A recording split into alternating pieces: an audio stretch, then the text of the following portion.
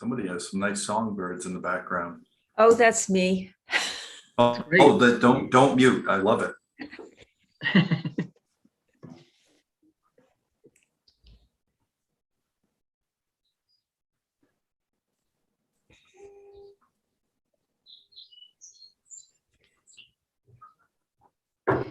Joanne, do we expect Miriam this morning? I see her popping in right now, Alan. Awesome, great. Hi, Miriam. They were just inquiring about your presence. My presence is here. Thank you. Right. How are we looking, Ellen? We do expect a couple more trustees, but we certainly have a quorum. Why don't we just wait one more minute? Yeah, that makes sense.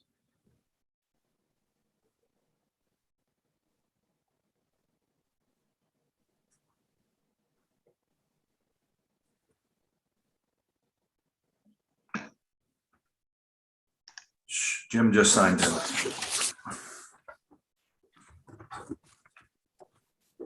Morning, Chancellor. Morning, how are you? Good. How are you doing? Good, good. We're just going to give another minute or so for a couple of the folks we expect to sign in that haven't had the opportunity yet. Mhm.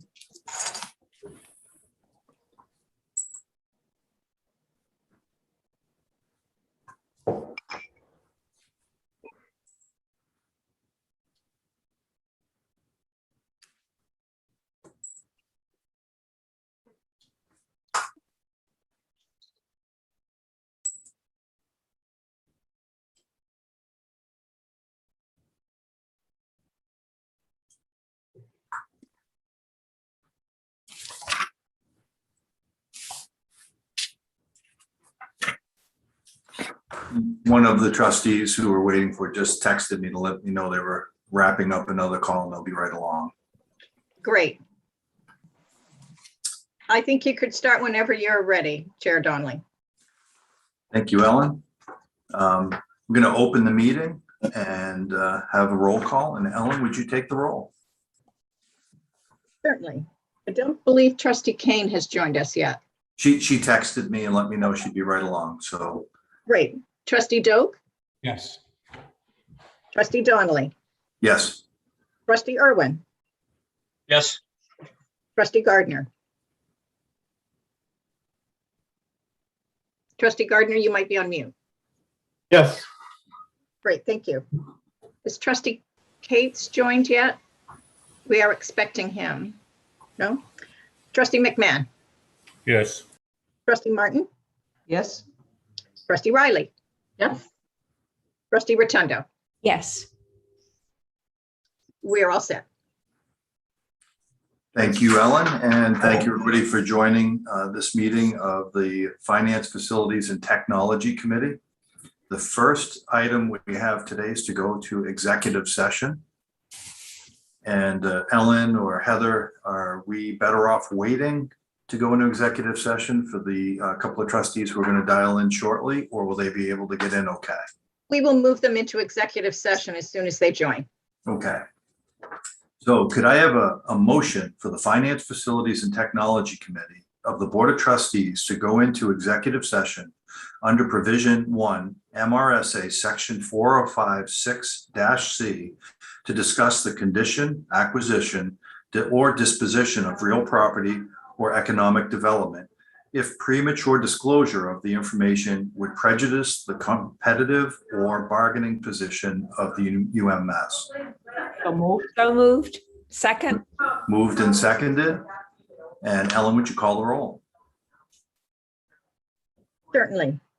Trustee Kane? Not yet. Trustee Doak? Yes. Trustee Donnelly? Yes. Trustee Irwin? Yes. Trustee Gardner? Yes. Trustee Cates? Trustee McMahon? Yes. Trustee Martin? Yes. Trustee Riley? Yes. Trustee Rotundo? Yes. The motion is carried. Thank you. And I see Trustee Cates has just joined. I have. Sorry to be late. Welcome. Thank you.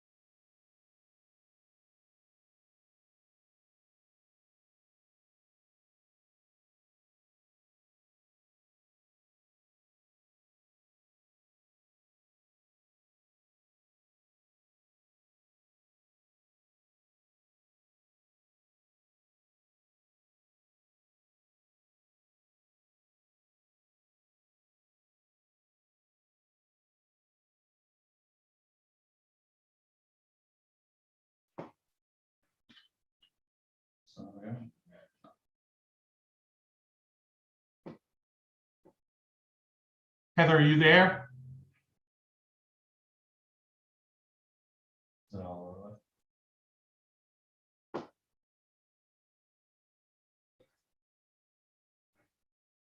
Heather.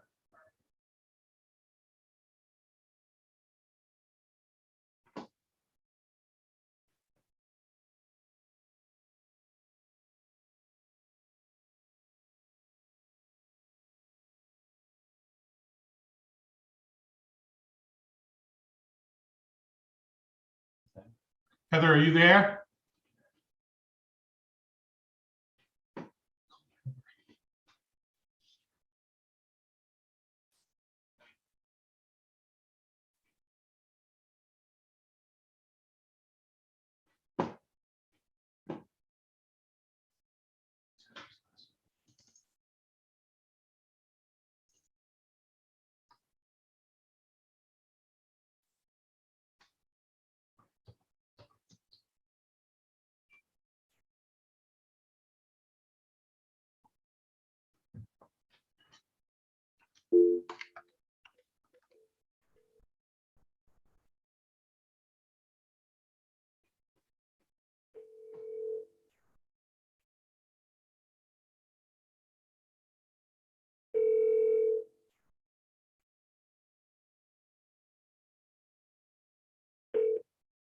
Hello, you've reached the University of Maine Systems Board of Trustees office.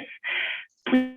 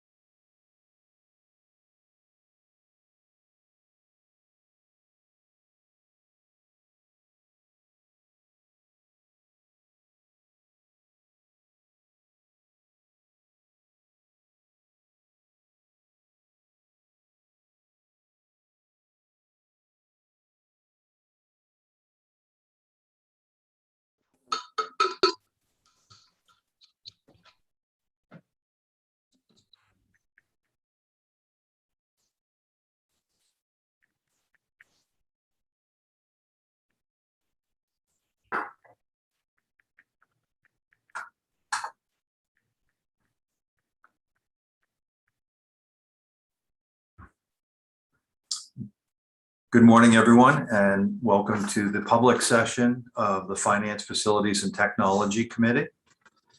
I want to remind everyone, the participants, to please leave your mic on mute when you're not speaking. And I'd like to introduce the first item and turn the meeting over on tab 1 to President Farini Mundy. Good morning, President Farini Mundy. Good morning, everyone. It's wonderful to be here to bring forward an update and request to move forward with some of the planning for the adaptive reuse of historic Coburn and Holmes halls on the University of Maine campus. These are treasured historic buildings that are beautiful, but that are not in use at this time. And we have a proposal for the board for how we would move forward. And I will turn to my colleague, Vice President for Finance and Administration at the University of Maine, Joanne Yastrzemski, who will introduce the team and walk us through a brief PowerPoint.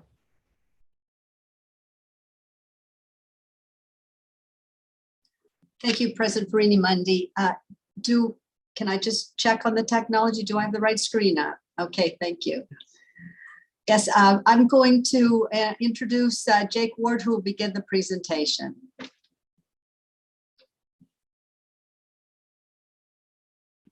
Good morning, and thank you for having us here today to present the overview of the adaptive reuse of Coburn and Holmes Hall.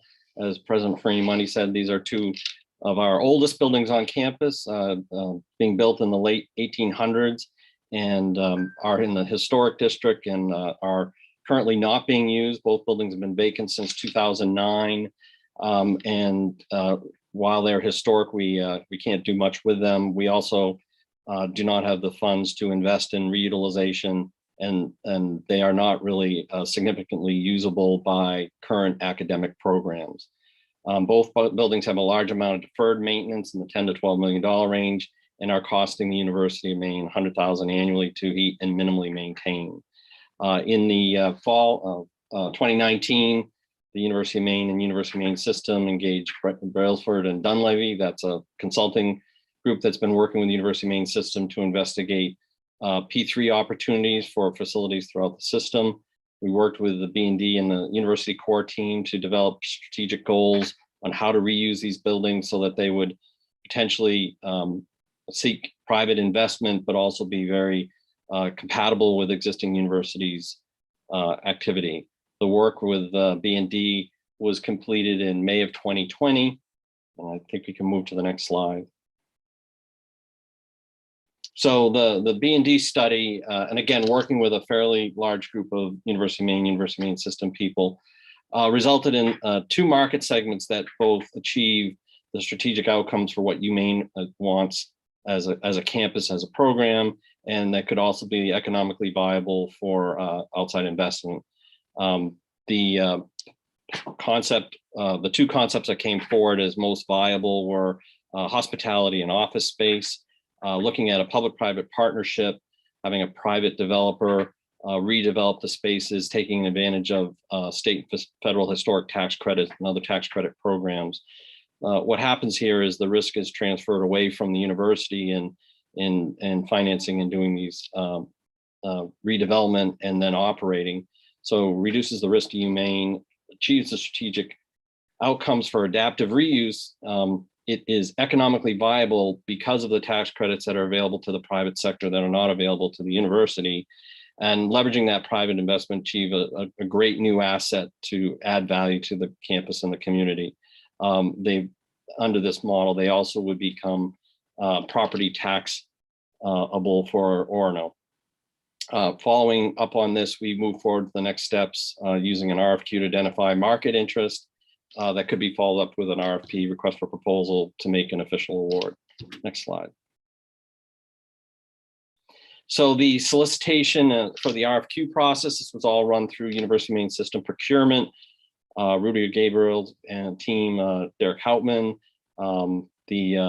The solicitation was the RFQ. We're looking for developers that met the minimum qualifications, maximum qualifications to participate in a P3. That went out in the fall of 2020. We held pre-bid Zoom meetings to allow interested parties to dig a little deeper into what the properties were and what the potential fits were. We had 4 responses after that for the November 2020 deadline. You can see the names of the folks that are there. All 4 of the developers were deemed qualified through the RFQ process and thus were invited to respond to an official RFP. Next slide. The RFP was posted in December of 2020. 3 out of the 4 qualified respondents submitted proposals for hospitality boutique hotels. The core team, along with B&D, held interviews with each of the applicants in February, and then between March and April, we scored and ranked the proposals against the RFP criteria, and in April made a selection of the Radnor Property Group. Next slide. Their concept was for a boutique hotel. This is one of the site renderings that they put forward that shows the Holmes Hall to the left of Alumni Hall and Coburn Hall to above, with a proposed addition on Holmes that would allow for the right number of rooms that would make the project economically viable. Fade into the photograph. Yep. So the overall proposal is a land lease and the building lease directly to the developer, and they make the investment and essentially operate the property going forward as a private company. The photographic rendering, that's a draft, it shows Holmes Hall to the right with the addition of additional space for additional rooms to the left.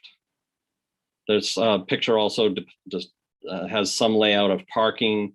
We need to be able to provide parking space as part of the land lease to support the hotel.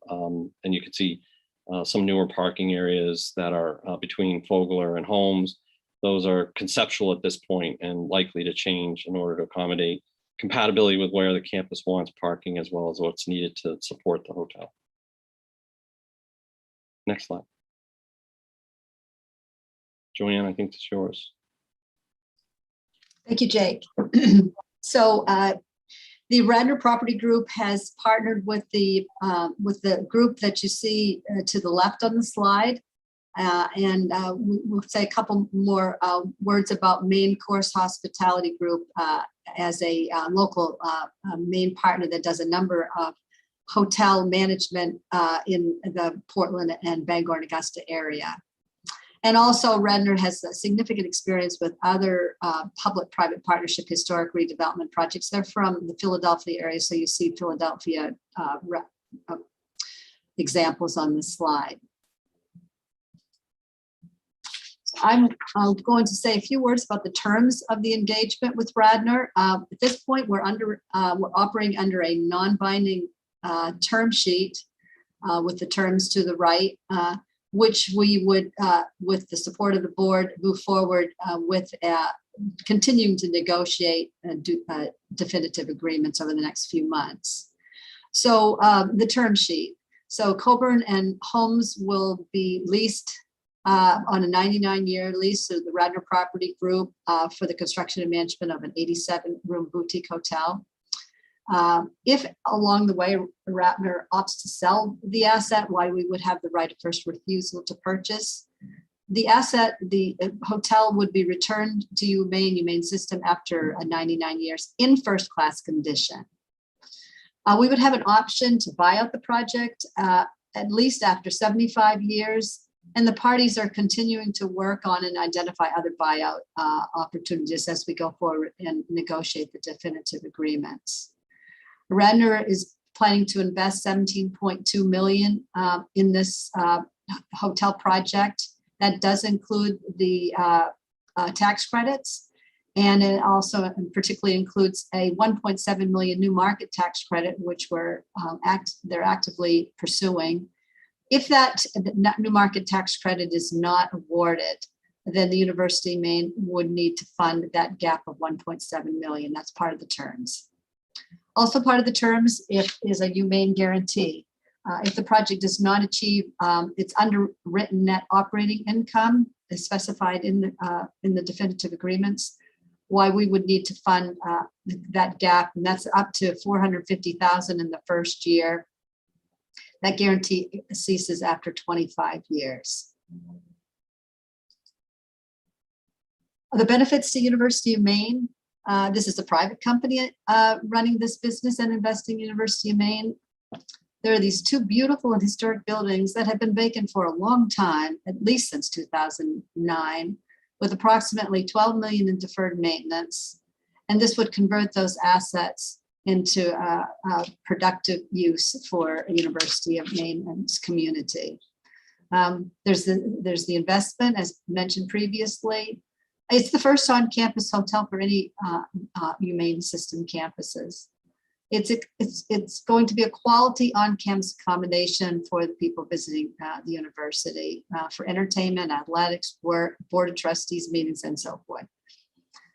This will be premier accommodations run by this first-class operator I mentioned earlier. And there is a revenue stream from the project, guaranteed lease payments of $30,000 a year escalating in the future. There's the catering and event revenue that we expect to get from this new auxiliary operation at the University of Maine, because the food service will be provided by the University of Maine under this arrangement. And then there's upside revenue sharing projected if the net operating income exceeds expectations. So next steps. We have before the Board of Trustees approval today to spend up to $400,000 on working towards the due diligence that's left to be done and preparing the definitive agreements.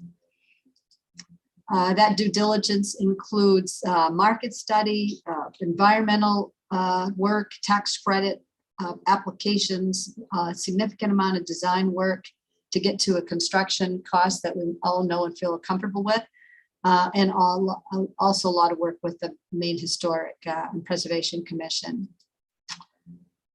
We would come to terms with Maine Course Hospitality as well with this agreement. Go through the design process, close the transaction by the end of the year, continue the construction process, which we'll be monitoring, and then we would open the doors ahead of commencement in May 2023 and stay on schedule for that busy season here on campus.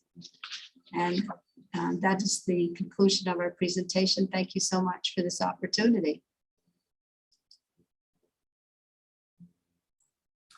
Thank you, Joanne. Do we have any questions of the trustees?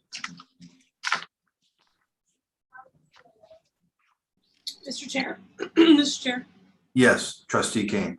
Thank you very much. I wanted to thank the Joanne and Jake and President Freemoney for the presentation. I wanted to just express my personal excitement about this project. As many of the trustees have heard me say, I used to work in Holmes Hall for over a decade, and I worked at it in a time when it was not so beautiful, and it was sort of added on space when I worked in the Honors College so that we could have an office to work out of.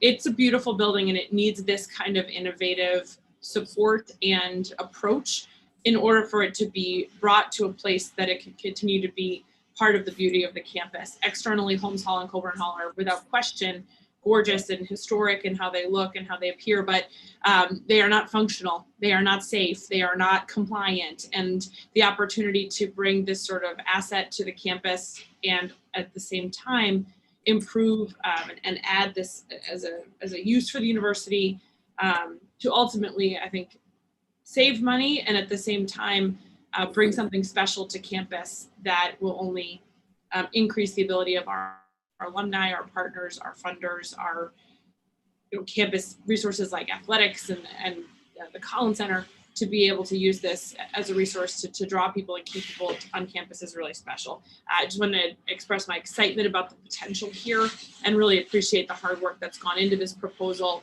to make sure it's financially smart at the same time, well, quantitatively smart from a financial perspective and qualitatively smart for the university as well.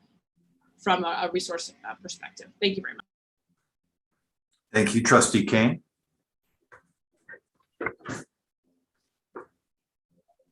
I am going to read a motion and ask for it to be the language of a motion. So let me do this the right way. I will read the text of a resolution, and it's that the Finance, Facilities, and Technology Committee approve the following resolution to be forwarded to the Board of Trustees upon approval at the July 26, 2021 board meeting. And the motion is that the Board of Trustees authorizes the University of Maine system acting through the University of Maine to continue due diligence toward a public-private partnership through a 99-year ground lease and definitive agreement with Radnor Property Group LLC for the building redevelopment of Coburn Hall and Holmes Hall, a 24,800 square foot addition to Holmes Hall, but subject before final approval to the normal capital spending thresholds established by the trustees, and further subject to the review of updated terms and conditions by the committee at its September 15th, 2021 meeting or other future meetings as circumstances warrant. Can we have a motion? So moved. Moved. And Second. Moved and seconded. Any further debate? Chair Gardner. Yes, I'm wondering if that resolution should include a cap on the spending for the due diligence work. Yes. Chair Donnelly, Yes. I can offer that the language in that resolution refers to the customary thresholds, which would be a $500,000 limit of management that we can expend without special FFT or committee approval. Okay. Any other questions or clarification suggestions?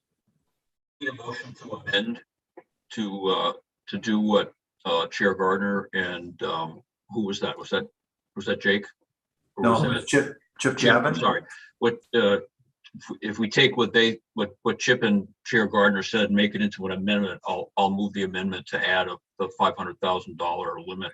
I think Isn't it already in there? I think what I heard Chip is saying it was already in there. I think what Chip was saying was that the customary capital spending thresholds that are already in the Board of Trustees is 500,000 without coming back for further approval. So I think Chip was saying it's already in there, but is that clear enough, Trustee Irwin? Yeah, that's fine. If our policy prevents expending beyond that, then we don't need to add it to this motion. I'm fine with that. Okay. Any other questions or comments? All right, Ellen, would you call the roll? Certainly. Trustee Kane, Yes. Trustee Doak, Yes. Trustee Donnelly, Yes. Trustee Irwin, Yes. Trustee Gardner, Yes. Trustee Cates, Yes. Trustee McMahon, Yes. Trustee Martin, Yes. Trustee Riley, Yes. Trustee Rotundo. Yes. The motion is carried. Thank you. Next item is in tab 2, the capital project status report and bond projects update.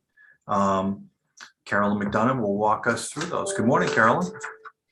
Good morning, Chair Donnelly and everyone else. Good to see you all. So this morning, yes, I have the capital project status report and the attached spreadsheets that go along with that. And in the capital report, we're showing 21 projects. That's an increase of 4 since last meeting where we had 4 authorizations. So we've added those. And the one note I'm making on this report is if you look at the colorful graph on page 40 of the board materials, you'll see a new funding category that is the campus financing, campus funded financing. You may recall back in March, that the board authorized the facilities, the finance folks to pursue this opportunity for interim financing for bond, basically a bond anticipation note, and they issued $43 million of interim debt financing for the Engineering, Education, and Design Center and the Portland development and parking projects. So that is now showing on the graph. That funding source will change again in about a year when we issue the bonds or pay that off with gifts or other funding that comes available at that point. Regarding construction in general, as I continue to list COVID-19 impacts, we do continue to have some impacts with delays of materials and availability of materials, but I'm happy to report that for the moment, the projects are still holding ground in time, schedule, and budget. So while we're seeing impacts, they're not creating issues or impacts at this point. And with the bond project report, we're showing 45 projects. 45 projects, and we're getting closer to identifying projects for all of the $49 million in funding.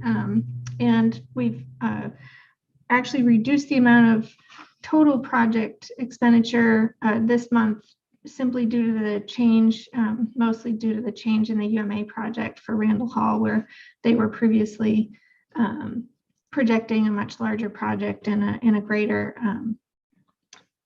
investment from the campus. So the additional funding tied to our bond projects has gone down a little compared to previous reports, but we are still pursuing all of those opportunities.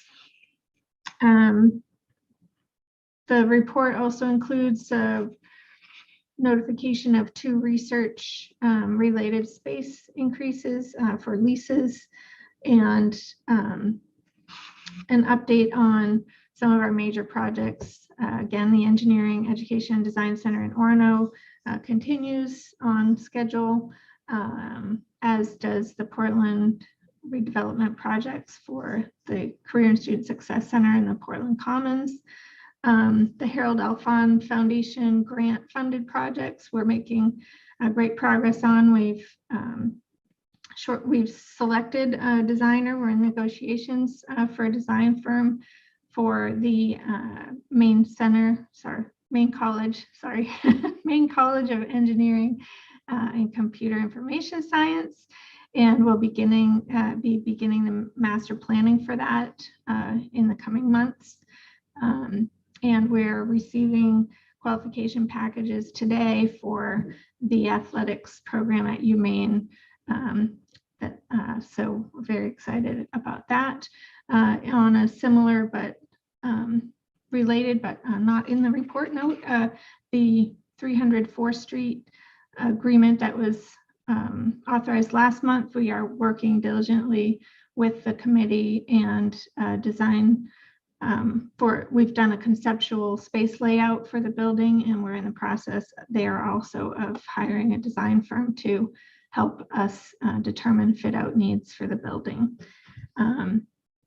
Lastly, there, I've got just a note on back to private-public partnerships. The Farmington and Presque Isle residential P3 project is still in determination phase right now. We had intended to bring more information forward this month, but that is not able to, we weren't able to do that, but we hope to be coming at the next meeting with more information on that.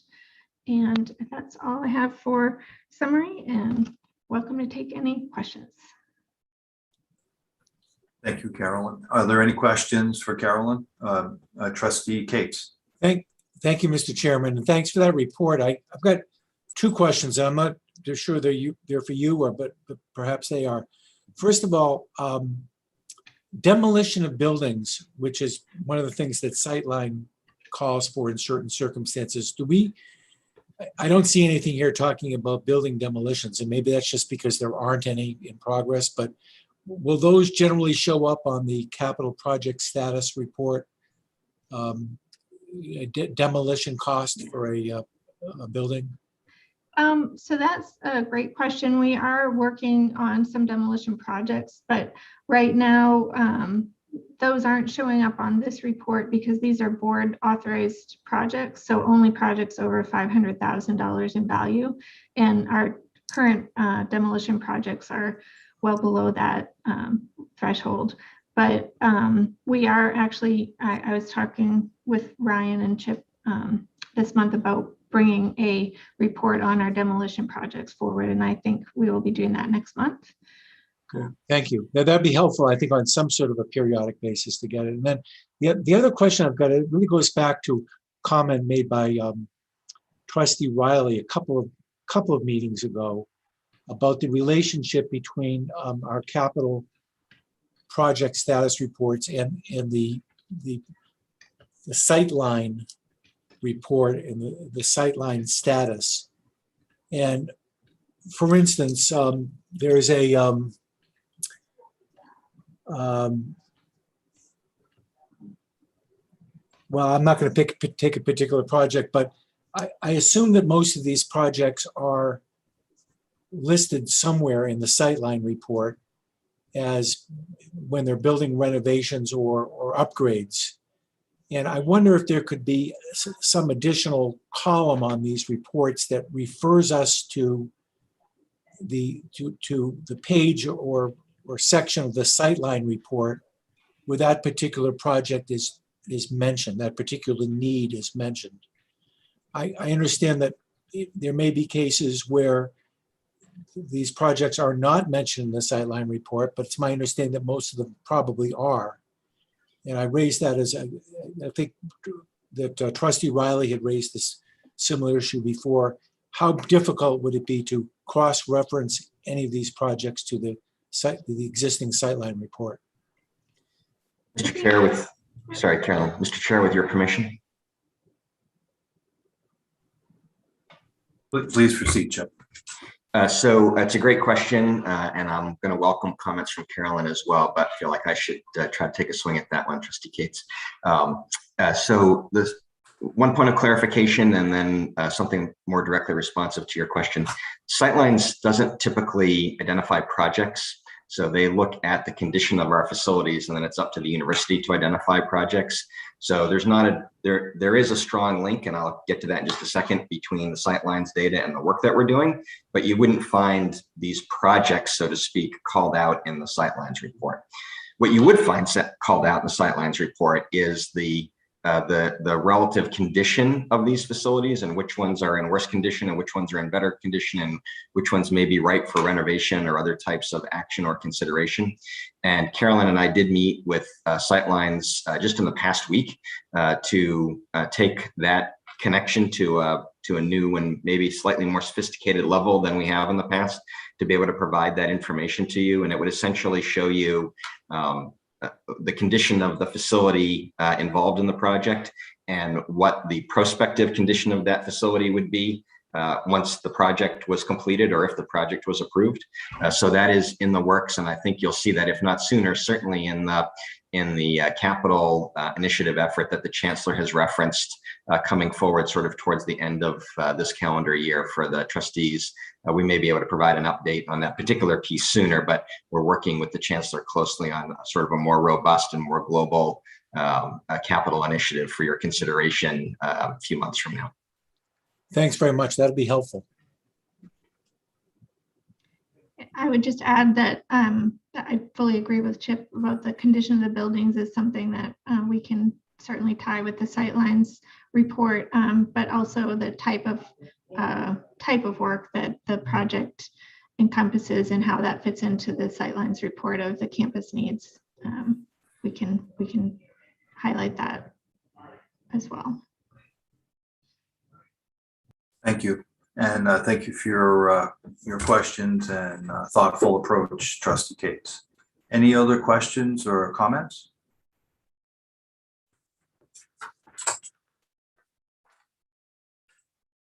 All right. Thank you very much, Carolyn. Nice job. And I really do appreciate the discussion of the trustees and the UMS professional staff on how do we tie these things together and keep track of, are we making forward movement on these Gordian sightline report and the condition of our buildings and overall condition of our campuses. And it's important to stay focused and not lose track of where we're at. So thank you very much. It's great discussion. Next up on tab 3, we have a review of IT projects with a value of $250,000 or greater. And it's being presented by Chief Information Officer David Demers. Good morning, David. Good morning, Chair Donnelly. Good morning, everyone. I don't know if I'll be able to wrap this up on time. I will do my best. As usual, you do have access to the report, and hopefully you were able to see on the screen if I can get a visual confirmation. All right, excellent. Thank you. So I'm going to go through this relatively quickly with plenty of time at the end if there are any questions. The first project to give you an update on is the Classrooms for the Future. This was a bond-funded initiative, about $5 million. We continue to work toward closing this project out. You will note on this chart that we are basically done on most campuses. We do have some equipment maintenance reports that we're still distributing for UMaine and University of Maine at Machias. We also have some additional maintenance reports that are going to be distributed to the other campuses. We're hoping to be able to complete and wrap this work up by the time we reach the end of summer 2021. So this will be a welcome addition to the FFT report next time, where we will be able to actually indicate that we have closed this project and actually show some of the results that we will be able to provide with the classroom assessment report that we'll share. Along with that, you'll recall that the board endorsed a special investment in expanding our web conferencing capabilities. So we sort of attached it to the Classrooms for the Future work. So this special investment was basically to set up additional rooms to allow web conferencing to support a high flex type of instructional model, as well as providing campuses with a suite of carts, mobile carts that could be wheeled into a room to support real-time synchronization and broadcasting to students that are connecting remotely. So as we're indicating on this chart, we're just about, again, done with all of that effort. And we expect that this equipment will, again, continue to enhance how we offer instructional opportunities across the system. So thank you again for this investment. It has paid off. On the wireless infrastructure, this is the other big bond-funded initiative, $13.2 million to basically upgrade and get to current standards our overall wireless footprint across the system. So this one is also being wrapped up. By the time the next FFT committee meeting is held, we should have this one closed out. Although this one may trickle over into later in the fall term due to supply chain constraints, which I'll touch on in just a second. You'll note that we are basically done on all campuses except for USM. So we are continuing to work on finalizing the deployment of our upgraded wireless equipment at that facility. I should say those facilities associated with USM. So particularly at USM, cabling work in Science and Bailey has been recently completed. Network Maine is tidying up the final arrangements for connectivity in those buildings. We are projecting having things wrapped up at least by the end of the fall semester, perhaps earlier. This is really contingent upon ongoing supply chain issues. Equipment is hard to come by these days. We did have plenty of stock on hand to get us through the early part of the summer, but we're now experiencing some pinch points in terms of our deployment strategy. We are looking at additional fiber infrastructure upgrades at USM, as well as work that needs to be done in the admissions building in 92 Bedford Street. And then there's going to be some ongoing work in the residence halls that might fit within the budget allocated for USM. So this one is coming to completion. I did want to note for the committee that we are at a place now where the equipment that we installed in the first year of this project is now reaching its end of life. So we're now having to think about restarting this replacement cycle all over again. And I'll be working with Ryan and Miriam to discuss potential commitment of an allocation in our capital budget just to have our ability to keep up to date with some of the equipment that we've installed. But this is just the nature of the type of equipment that's being used here. We are currently running parallel networks because we have a mix of old and new equipment, and this is only going to be exacerbated if we try to extend the life of our older equipment even further. So more to come on that, I'm certain. The Northern Ring optical equipment refresh. This was a quick project conducted by our Network Maine team based on investments available through the Network Maine arrangement and their partnership with K through 12 and libraries across the state. We're pleased to report that we are now done with this project. What this provides is upgraded and enhanced capacity for our northern sites, basically allowing for additional broadband throughput, I should say fiber throughput at those facilities and locations, as well as more standardized equipment deployed at our point of presence sites. We are now removing and disposing the legacy equipment that had been in place for many years, and pleased to report again that this project is now successfully complete, despite the pandemic and despite a rough winter that we had this past year.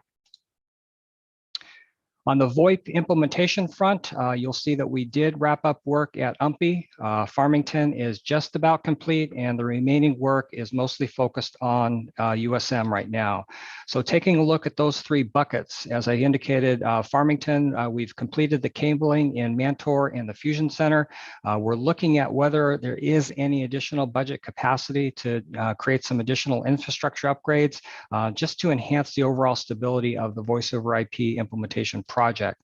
At Presque Isle, the project is substantially complete. The legacy equipment is being disposed of and should be taken care of by early August. And once those final invoices have been paid, we will close that particular project. At USM, the legacy phones at Lewiston Auburn College have been decommissioned. We're now looking at some of the smaller buildings, particularly in Gorham, where new cabling is going to be required before anything is decommissioned in that location. And obviously, with the pending move of the law building, we are reassessing the plan for VoIP deployment there to coincide with the relocation of staff and students in the upcoming term. Main Street improvements. So this is the project where we basically upgraded our campus solutions environment, and now we are basically overhauling the interface that students interact with when they visit Main Street. We are at 91% completion right now, and this is the most exciting update that I think I can share today. We did achieve our soft launch. So right now, all students have access to what we are calling the new Main Street experience. It will become the default experience or the default landing page in the fall. But right now, students have to opt in or select it from the menu options. Their default right now is the classic Main Street environment. We're working on getting the upgrades of the environment in our production systems. There have been a couple of delays due to Oracle's delay in some of their upgrade cycles, and that has forced us to push back some of the point releases in the High Point environment. But we expect that we'll be able to push those out before we hit the fall term. We continue to do technical and functional testing of the system, and we're have ongoing dialogue with our functional offices in terms of how to improve the system and expand the functionality. We do have a system out right now where students are allowed to provide feedback and give us their satisfaction surveys when they land in the new Main Street experience. I was really debating on whether to include this one or not. We have a couple dozen, several dozen responses that have come in. All of them, with the exception of one, have been overwhelmingly positive. The one was actually redacted and retracted, I should say, when they realized that it was simple pilot error that they were experiencing. So the fact that we haven't had a slew of negative feedback tells us that this is a good thing. But one in particular stood out. The team shared it with me because they thought it was funny. I'm going to read a portion of it verbatim, but basically the gist of it is the individual was offering to name their firstborn child to whatever genius spearheaded the death of classic Main Street. And you're my new hero, and I love you. So that tells us we don't often get feedback like that in IT, but I found it somewhat comical that we got some input like that, but it speaks to the fact that this is a better experience for the students. They are able to navigate it easier. They can get the work done. They have access to everything that they need. And this is what we expect to build out as we actually improve and overhaul the overall Main Street environment. On the ERP assessment front, we will be closing this project out. This is the work that we conducted with Huron to do an overall assessment of our Main Street environment. We asked them to identify functional gaps of where we are today, vis-a-vis where we need to go for unified accreditation and support for more collaborative degree programming. We are going to be spooling up our repaving Main Street initiative, and you'll recall that you did approve a budget for that particular project, and we will be reporting on that by the time we have the next FFT meeting. So we did get your approval to spend up to $16.8 million over 5 years. We are now working on that budget spending plan. Most importantly, we are working with our functional offices to look at the opportunities surfaced in the Huron report to prioritize those to inform our roadmap. So this is going to be a 5-year project where we'll be putting things into place over that 5 years. It'll be a rolling upgrade for some modules and a more wholesale change for other modules. But we're in the process of engaging with those functional offices to review those opportunities and make sure that we are capturing those ones that are going to have the biggest impact for the offices and most importantly for our students. So I will pause there and happy to address any questions. Thank you, David. And you can't help yourself but keep us so close to agenda. We didn't ask you to do the speed reading, but you still did a great job on getting us close to back exactly on track. Are there any questions for our CIO, Demers? Yes, Chair, Trustee Irwin. Question, David, with regard to the wireless infrastructure kind of start all over again issue. Is that just technology constantly upgrading, or is it equipment wearing out, or is it both? Yeah, the access points that we use have a usable lifespan of about 7 years. So these are devices that are always on. They're always broadcasting. So they do start to fail after a point in time. Cisco has the best equipment, and that is what we are using. But they, again, say a 7-year cycle is about when you want to start thinking about replacing them. Otherwise, you just have failures left and right. So knowing that, I think the minimum viable funding that we need to keep up to date with making sure that we don't have catastrophic failure across the board is going to be in the ballpark of $1.5 to $2 million. So again, I'm going to try to work with Ryan and Miriam on carving that out so that we can make sure we keep on top of it. Our infrastructure is our lifeblood. Some of the other things like the classroom investments, we can probably squeeze and extend a little bit more life cycle out of, but the overall network infrastructure is critical to our operations. Thank you. Any other questions or comments? I'll just add one that the rising senior I know at UMaine very well has not whined about Main Street. So I don't know that he might have been the one that offered to name the firstborn, but I can at least say that he's quiet, which is good. That's good to hear. Thank you. Any other questions, comments? All right. Well, thank you, David, and thank you to all who presented today and did a lot of heavy lifting and discussing. And thank you to the trustees for truly engaged and great conversation about some meaty topics. And with that, I would say we are adjourned.